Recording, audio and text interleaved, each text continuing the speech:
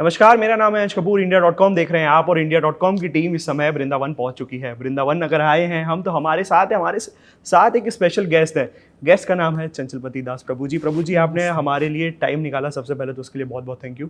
Pleasure is all mines because you have hosted us so well and I would like to say that this is Vrindavan heritage tower और उसमें प्रभु जी ने हमें host करा है और हमें पूरा इसका एक टूर दिया है। Prabhu ji, just wanted to start. You have been to a full-time engineer and now you are into a part of spirituality. How? That was many years ago. बहुत साल के, nearly 40 years के पहले मैं कॉलेज में था. At that time, I was very interested in science and engineering, technology. And at some point, I got introduced to philosophy and then got introduced to Indian philosophy. What I learned was in science there is reasoning, there is logic, critical thinking, examining a phenomena. I found that similar, very analytical, logical, rational approach to understand reality is there even in our own Indian ancient philosophy. I was very impressed by that. At a certain time, I got introduced to Srila Prabhupada, who is the founder of ISKCON and who is the author of these books. And when I started reading his books, I was impressed with philosophy. When I started reading about his life, I became even more impressed because as a person, he lived by what he believed, what he was teaching. So I was so moved by the sacrifice and the dedication he made, inspired by what he was teaching. That sort of, created a lot of impact. I was very young at that age, at that time, 1920. But then it had a very strong impact and I decided to pursue this more and more, and then at some point I plunged into it. You have been an engineer और engineer की सबसे ज़्यादा खासियत ये होती है कि life का एक असली लेसन जो है ना इंजीनियरिंग लाइफ में ही आपको मिलती है. When you have plenty of your friends you are chilling around the college, bunking your class. Have you ever done that? Oh, yes, I've done that too, like any other engineering student. late night, going from the hostel, going to a chai shop, and do you ever think that part of your fun which you have done with your friends should come back? कि आपको एक बार वो मौका मिल जाए वो वाली life जीने का? No, it was fun, but now it is funnier. It's more fun. That should be recalled memory only. Yeah, that can be a past memory, and now it's even more fun and even more cool. So nowadays you call your friends who were. Sometimes I meet. Recently, I was in one of our temples in the U.S. And all Indian, they all go abroad and work outside.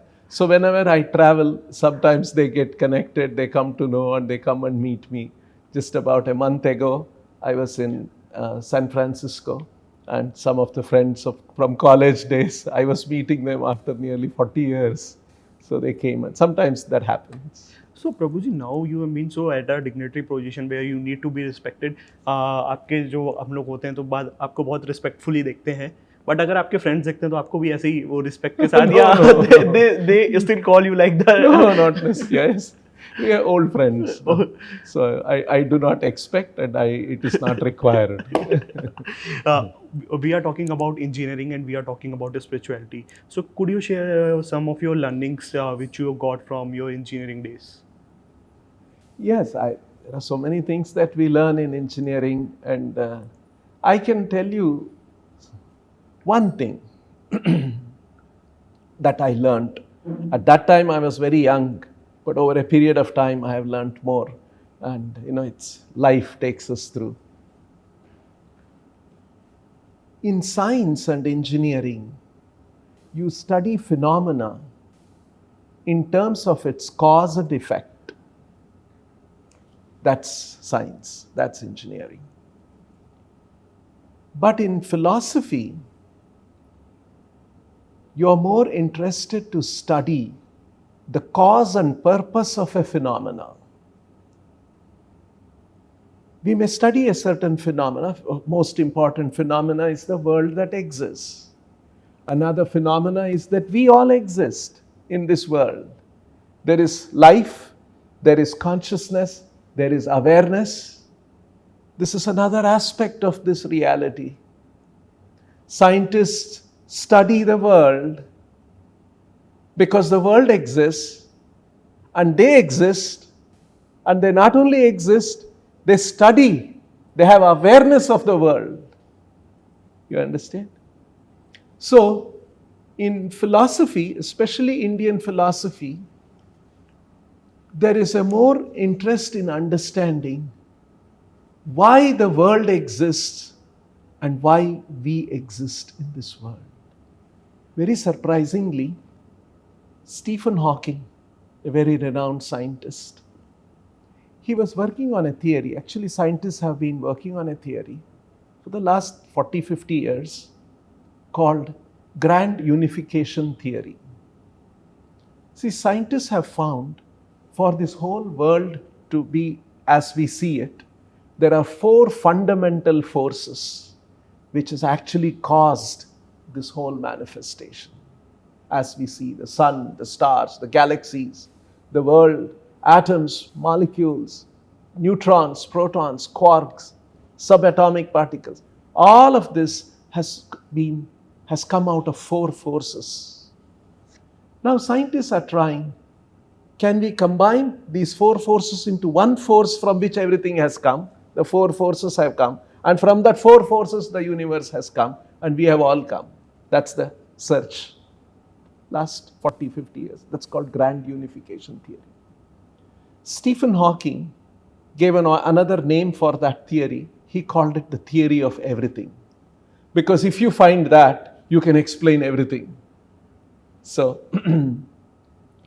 in one of the books that he wrote, a well-known book, Brief History of Time, international bestseller, he writes in the concluding part of the book, if scientists are able to find out this grand unification theory, the theory of everything, and that theory should not be very complex. It should be it is not that only a few scientists can understand. It should be so simple and elegant that even common people will be able to sit around a table and talk about it. And then he says, if we are able to do that, that will be the triumph of human intellect.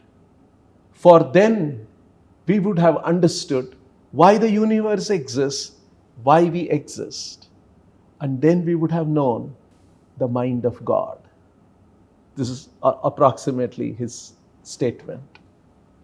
Now, you see, even a great scientist like Stephen Hawking, the cutting edge of scientific discovery and research that is going on, is coming to this point about explaining why the universe exists and why we exist. This is actually the theme of Vedanta philosophy. Vedanta means Veda Ant. Veda means knowledge. Anta means end. Vedanta means the end of knowledge or the ultimate knowledge.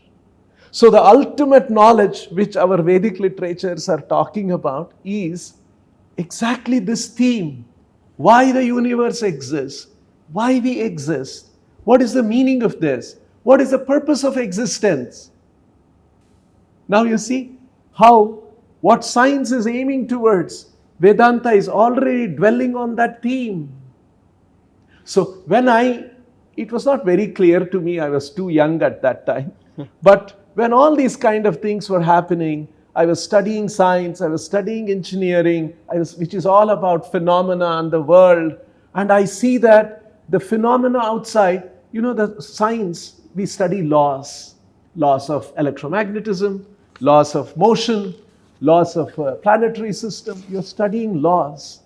Another thing that happens in science is that you not only study laws, these laws can be expressed in accurate mathematical equations.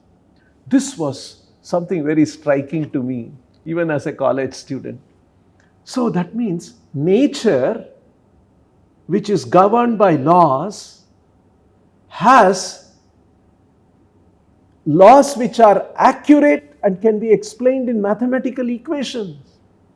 So how is it, how this nature has come about, which is so precise, explained in accurate mathematical equation? This was very, very, striking to me. And, like for example, I'll give you the gravitational force between Earth and the sun or the moon. There is a certain force which is actually balancing all the planets, the sun, the moon, and many other stars. It is governed by a mathematical equation, m1, m2 by r square. R is the distance. Now, it is r square. It is not r cubed. It is not r to the power of 5, r to the power of something else. It is precisely r to the power of 2. If the 2 was slightly more or less, if 2 became 2.3, 2.1 or 1.8, 1.9, we would not have the world we have now. You see, just, people are all talking now, we are sitting here in Vrindavan, it's becoming hot. Why is it? The earth during this season has come a little closer to the sun. That's why it is called summer. Some months back it was cold here, everywhere in India, right? And then because the distance was a little more. If this distance is so critical, if it comes a little closer, it will be too hot. If it goes a little farther, it will be too cold. This exact distance is appropriate because of that power of 2. If the 2 was something else, it would have been the world would have changed in a different way. So it's so critical. So how is all this happening? How it is exactly adjusted in this way? So these things, when I used to read about it, used to strike me a lot. And I was thinking, what is behind this? What is going on? And then I got introduced to Bhagavad Gita. And then Krishna says, Maya dyakshena prakriti suyate sacharachara hetunanena kaunteya jagat viparivartate. This entire universe is designed, is manipulated, is controlled, is manifested under my direction. So, suppose you find a watch and it is running properly. There is a watchmaker, somebody who has put that. It is not that simply things came and it became a watch, isn't it? Now, suppose you make one monkey sit in front of a typewriter and it starts typing. Shakespeare's work won't come out, right? What can a monkey do? It can do randomly something, right? Shakespeare is an intellectual. He typed and wrote and made these beautiful plays, which are classics in India, in the world, in the world of English language. So in the same way, for such beautiful work to come out, there is intelligence. If this world is a mega clockwork, there is a watchmaker. Who is that watchmaker? And what was his intent? Why did he make this? And we are also part of that creation. Why did he make us? What was his intent? You see, these are very profound questions. And I saw that our Vedic literatures, the Gita, the Bhagavad, the Upanishads, Vedanta is dealing with this. So I was very fascinated. It's the same kind of pursuit of truth and understanding the phenomena, understanding reality. That's what we are doing in science and technology. And the Vedanta is also doing. The approach is different. The methodology is different. the means and the way how to do that, there are very, very divergent ways. But you see, the intent is to understand the world. So when I saw that, and there is another body of knowledge, a corpus of knowledge from our own country, which has such depth, rigor, intellectual rigor, and how very analytically it is developed. So I thought, why I should not study this? And that's what led me to get more and more involved. And today I am here. Definitely, it requires an engineering degree to understand that what square the problem you are told. But anyways, the first question which came in my mind when I was reading your introduction, that you have been doing engineering. Few interviews I did, all were engineers. So just wanted to know, monk और spirituality में आने के लिए engineering करना भी जरूरी है? जरूरत नहीं है. क्यों? अब देखिए, साइंस एंड इंजीनियरिंग इंजीनियर ज्यादा परेशान है. See, साइंस एंड इंजीनियरिंग में एक एनालिटिकल थिंकिंग होता है. And when I read Prabhupada's books, where he was writing about Gita, the Bhagavad, Upanishads, all that, what Prabhupada did was, what I found was, in his presentation of the ancient Vedic knowledge, he was very logical, analytical, and very precise. And so when I saw that, this is as scientific as any other. So that is what struck me. And I think for most people who are trained in science and technology, it is because of that cause-effect, rationality, logic. We see that also in our Vedic literature and Prabhupada's presentation. That is what has struck many, many devotees of ISKCON all over the world who have a science and engineering background, as you are asking. So we are doing this interview at Chandrodaya Mandir, which is a part of VHP, Vrindavan Heritage Project. So what is Vrindavan Heritage Project, if we can explain it to our audience? The world has changed a lot. The world has changed in the last 10, 15, 20 years much more than the world has changed before over 100 years. You see, the big revolutions that happened in the history of the world is industrial revolution. When science, technology, when that developed, then it became industries producing a lot of gadgets and producing aircrafts and motor cars and building bridges and highways.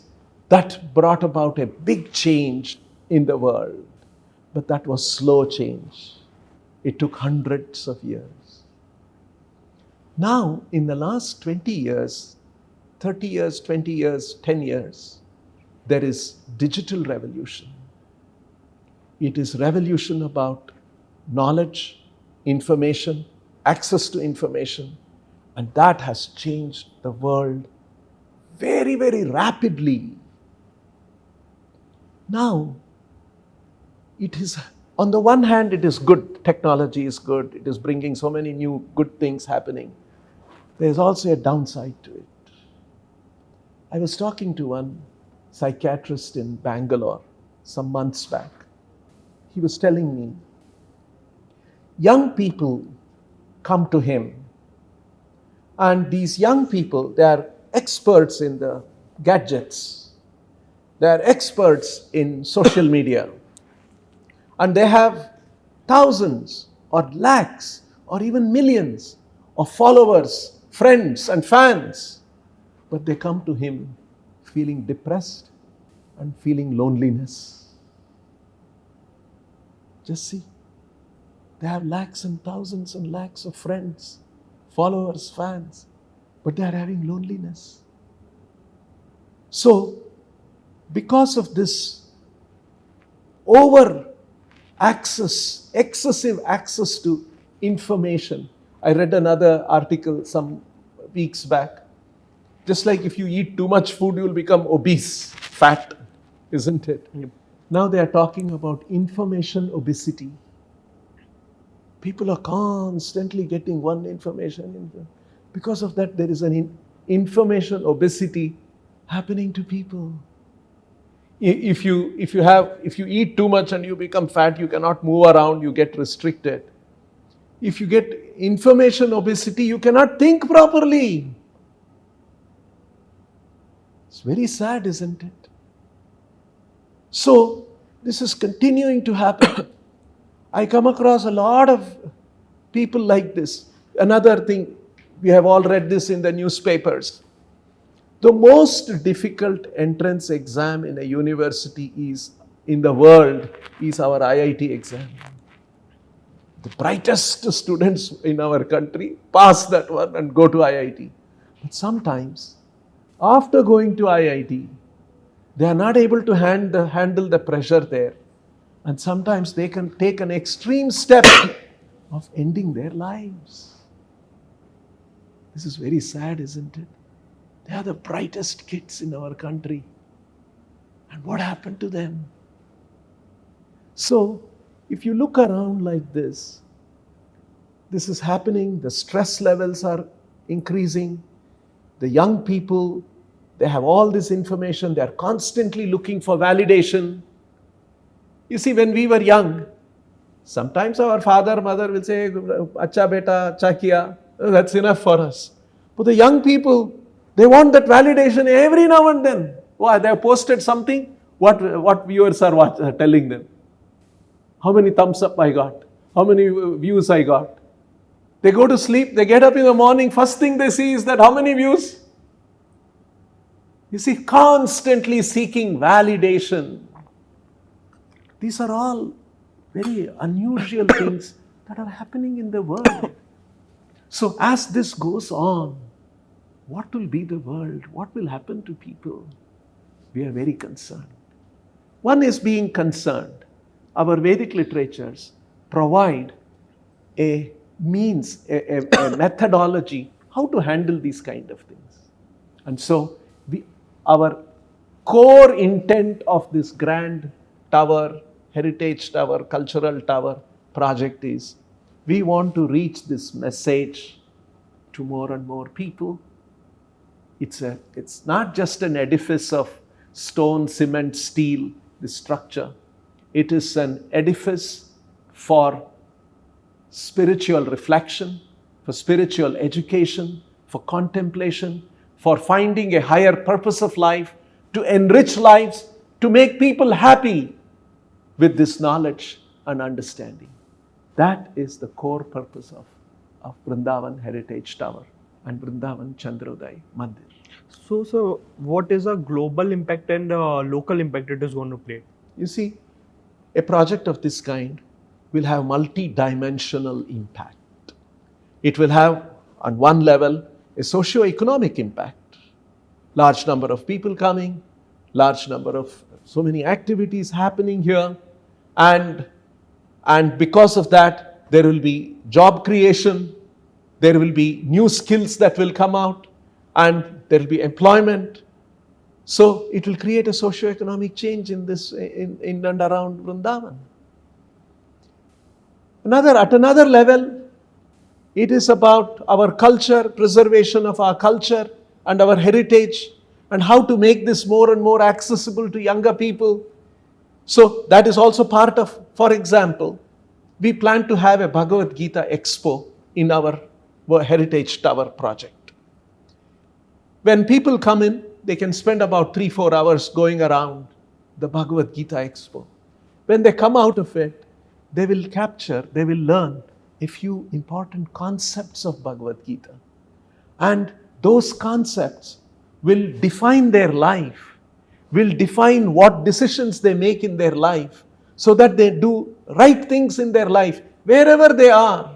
So this is the kind of a educational, informational, life-enriching teaching and education that we want to do through this project. So it will have socio-economic impact, it will give purpose, it will inspire people for a higher purpose of life, it will make them happy, their own understanding of life, how they deal with their fellow human beings, how they deal with their family members. All this will change for a more enlightened existence. So this is what we want to create. Sir definitely there will be questions asking कि इतने बड़े मंदिर की क्या ज़रूरत थी, India में already बहुत मंदिर है, एजुकेशन पे कुछ होना चाहिए था, स्कूल्स बना देने चाहिए थे, हॉस्पिटल्स बना देने चाहिए थे। हालांकि दे रिमेन बेसलेस जब उसमें पॉजिटिव काम होता है, जब वो हमारी इकोनॉमी को बूस्ट करते हैं, वही टेम्पल से इकोनॉमी भी बूस्ट होती है, बहुत सारे लोगों को फूड मिलता है। But how would you respond to them कि जब कोई आपके सामने अगर ऐसा क्वेश्चन लेकर के आता है कि इतने बड़े मंदिर की क्या ज़रूरत थी? ठीक है.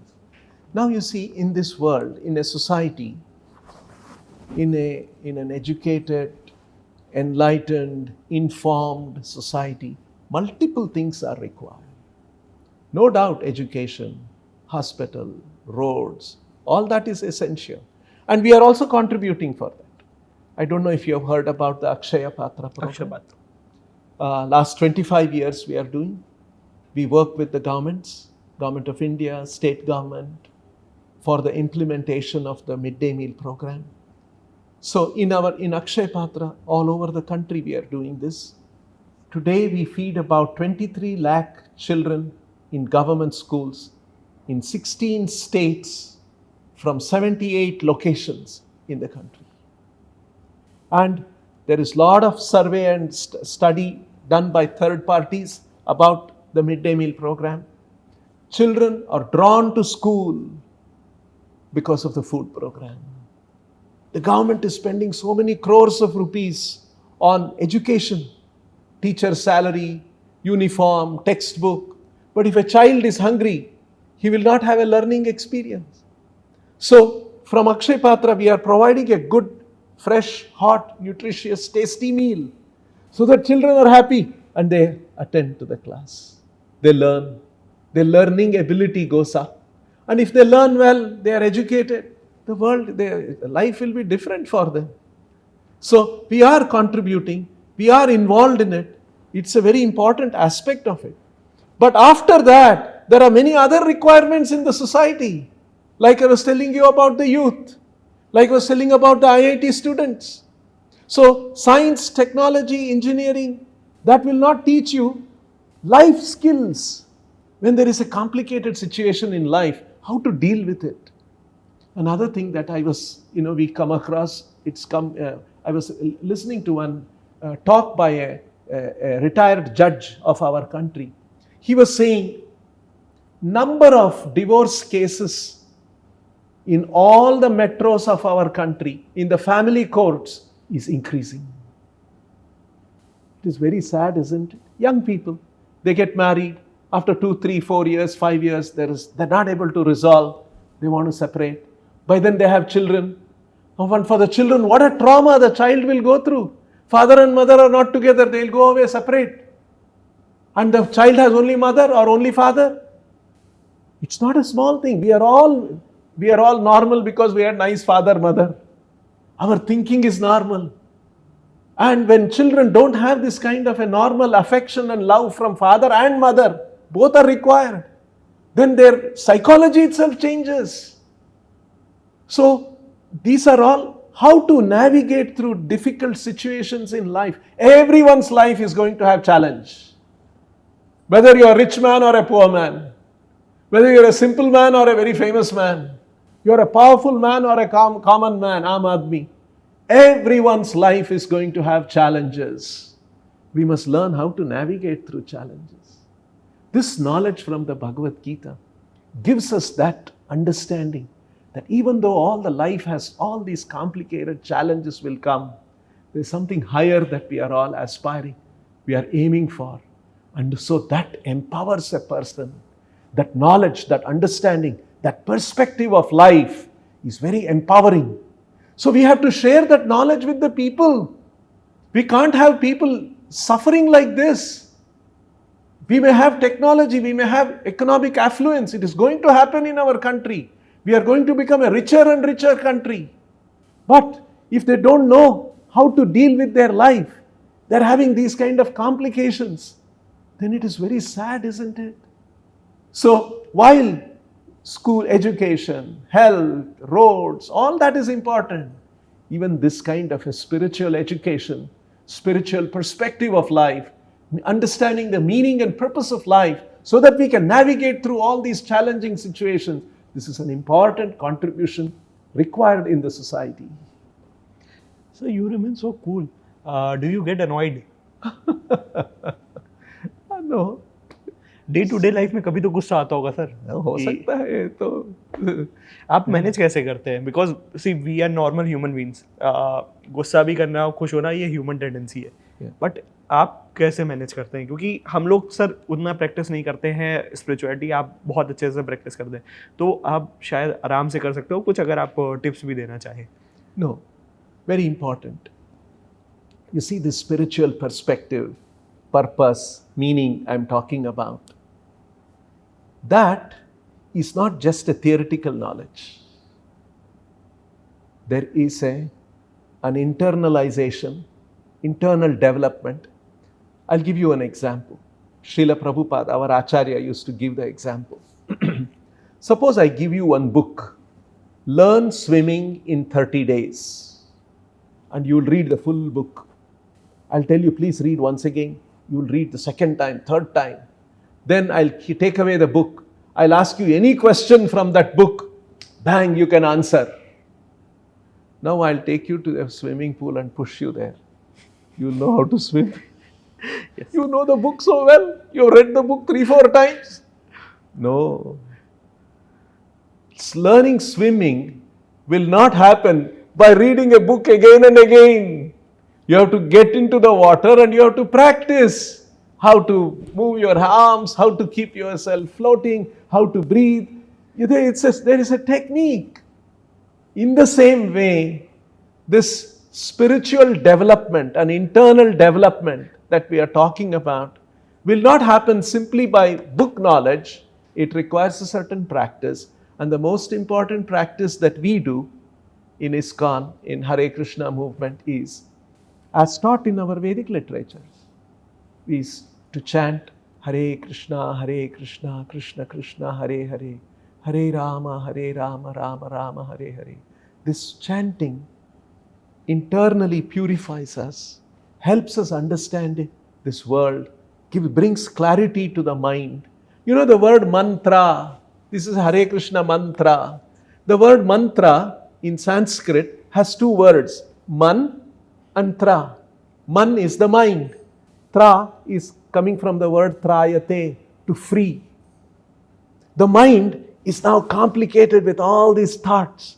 How to free the mind so that we can see clearly, we can understand life, we can understand things around us with clarity. That is the purpose of mantra. Mantra mana trayate iti mantra. So that which frees the mind. So this mantra chanting or kirtan or bhajans, when we do all this, and internally it brings about a certain kind of a growth, an internal transformation, an internal change, which enables us to handle difficult things in life. So which is very essential. What is the weirdest question you have been ever asked? What is the weirdest question?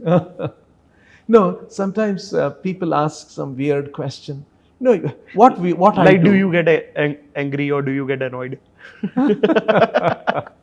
No, I've come across even more weird questions about, So, now what I do generally, this is another thing that I learned from Srila Prabhupada, our Acharya.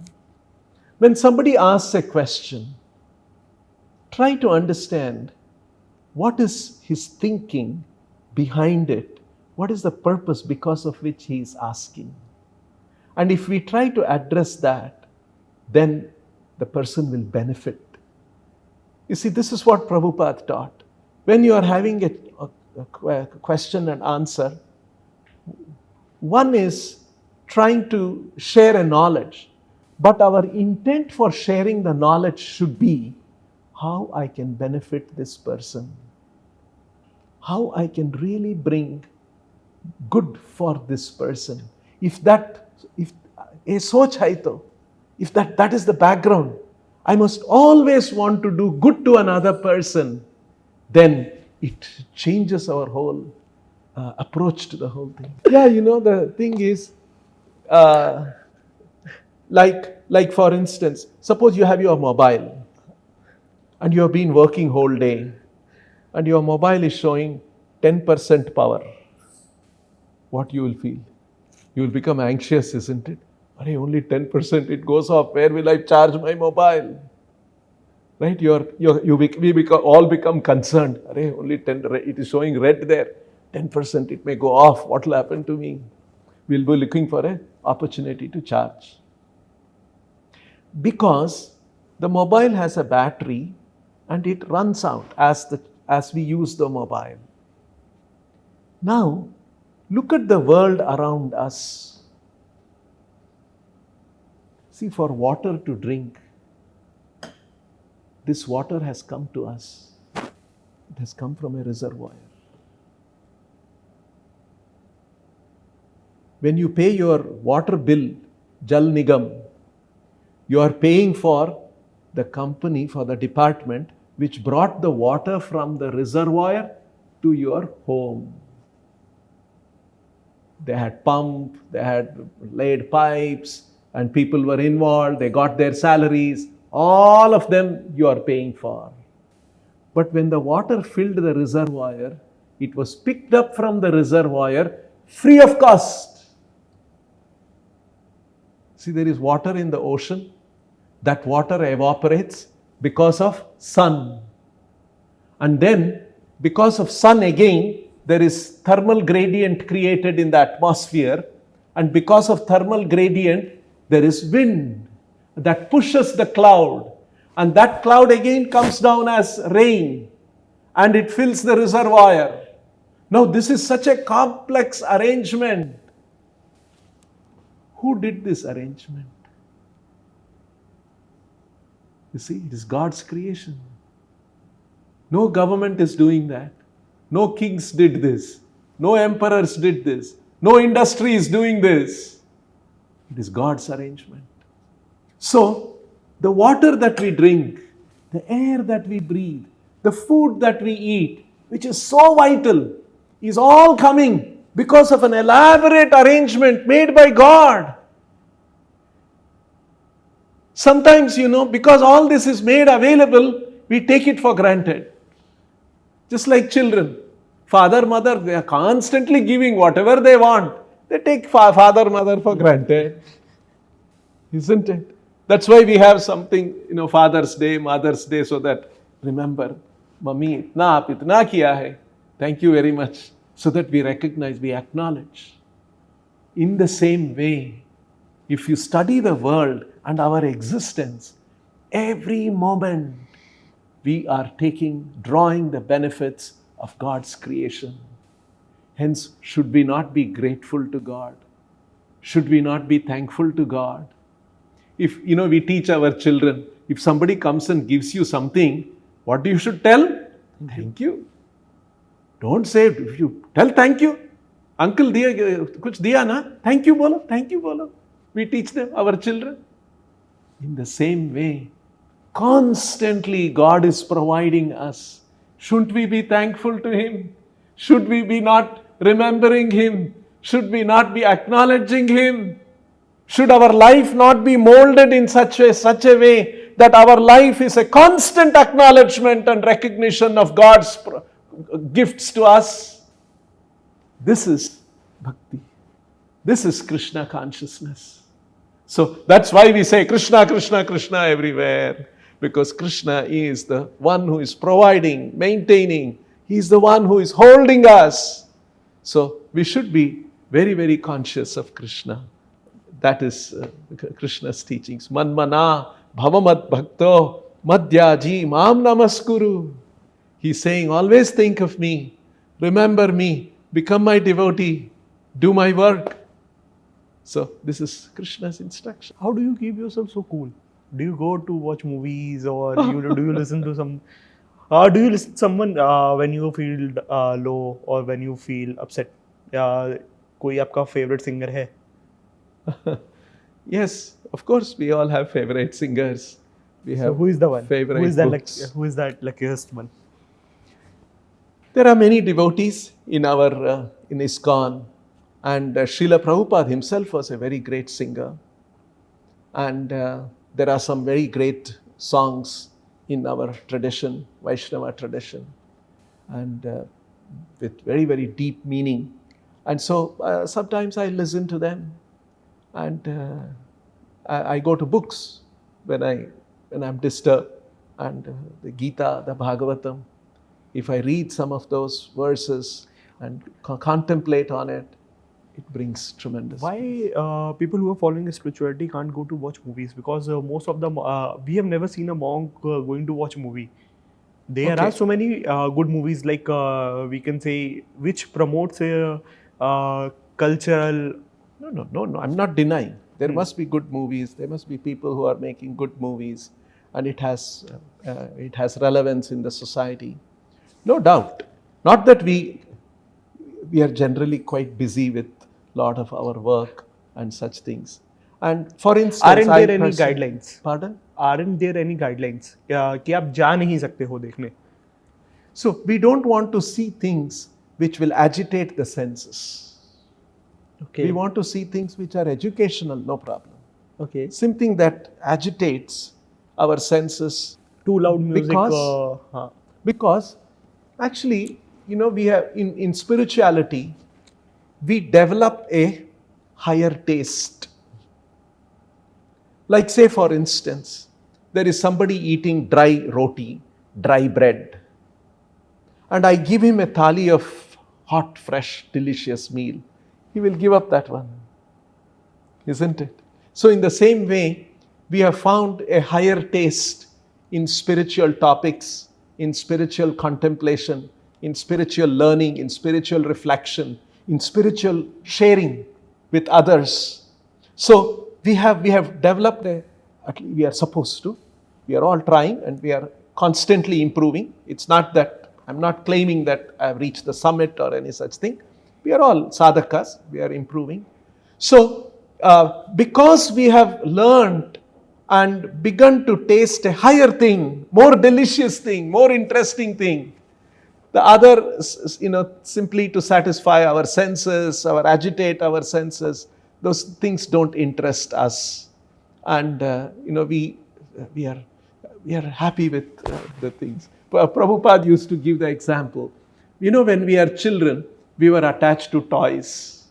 If somebody took away the toy from a child, how child will cry? Even we would have done that. But then as we grow up, we are not attracted to toys. We have developed a higher mind, a much better mind and intelligence.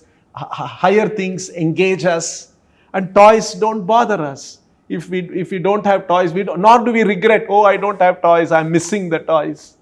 No, because we have learned a higher engagement. In the same way, spiritual knowledge induces us into a higher level of engagement and activity, intellectually, mentally, spiritually, and that is very, very satisfying, and the other things look pale and not very interesting. Suppose, sir, you have a one wish and Krishna is in front of you. What would be that? I will ask him, Krishna, please make me your bhakt. I want to serve you. Please free me from all the impurities, so that I can be your bhakt. I can be your sevak. Moving to second last question of our interview. Can you share some एक कोई अच्छा सा incident या कोई एक अच्छा सा funniest part अपनी इंजीनियरिंग टाइम का जो आपने अपने फ्रेंड्स के साथ करा हो, इंसिडेंट्स कोई भी? Oh, my incidents, that's nearly 40 years back. So,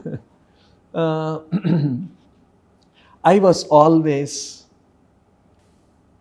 a little bit into, I was not so much when I was very young, I used to go play cricket and badminton and all those I was. But then always my attraction was for going to libraries. And I would go to a library and read a book. And so even in school, college, whenever I was studying, after college hours, I would go to a library and read a book and be, that kind of a reading, and that was my inclination from younger days. And so even those days I would have friends who were similarly inclined. That's what happens, right? There were other friends who would go for movie and this and that and something. Have you bunked your classes? Of course. And where do you go? Maybe some reason, something would have been. Let it be off the camera. No, not an issue. As young people, we would have done so many things. So And, that is the more... we would go to a restaurant and some things like that. So at your early ages, you will recall that memory only because with that friend I have been to that place. तो वही याद आता है जब आपको याद आता है. At that time also I was practicing spiritual life, and I was a young devotee, young student. So, as a young student, I'm reading Gita, I'm studying, I'm trying to practice that one. At the same time, there is, in the hostel also, there would be cinema going on. Once a week, there is a cinema they'll arrange, and it's a free cinema. Everybody, students, everyone can go. So sometimes we would be sitting, few of us, and then sometimes attraction, movie. So we would say, okay, keep Bhagavad Gita. I said, let's go. So we would get tempted. It's after all, young people. So we would close the thing and give some reason to ourselves. Let's see how these people are all foolishly enjoying the movie. Let's go and see. And we would also sneak into and go and watch the movie. So these kind of things. Now I will be giving you 3 words. You have to describe them in 1 word. Oh, what does that mean to you? Okay. So your first word is social media.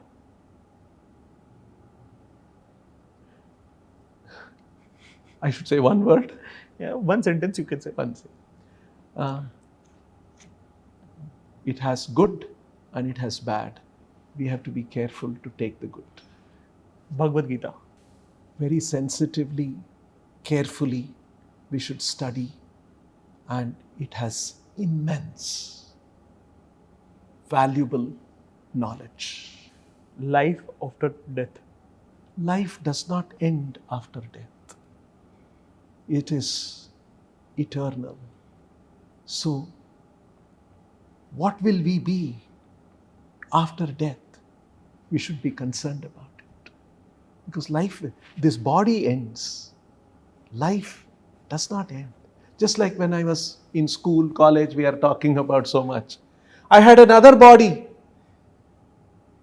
I can show you a school, when I was in school uniform, how I will look. Right? All of us will have that, in our family album. That body is gone. I am the same person. In the same way, this body will be gone. That person, after life, where will I be? We should think about it. Thank you, Prabhuji. You took a time from your busy schedule to have us. Thank you so much. Thank you so much for hosting us. Thank you much. Thank you to Team Vrindavan Heritage Projector. Thank you so much. And I must also thank you. And you brought in light moments in the course of the conversation. Pleasure is all mine. Thank you. Namaskar. Namaste. Hare Krishna.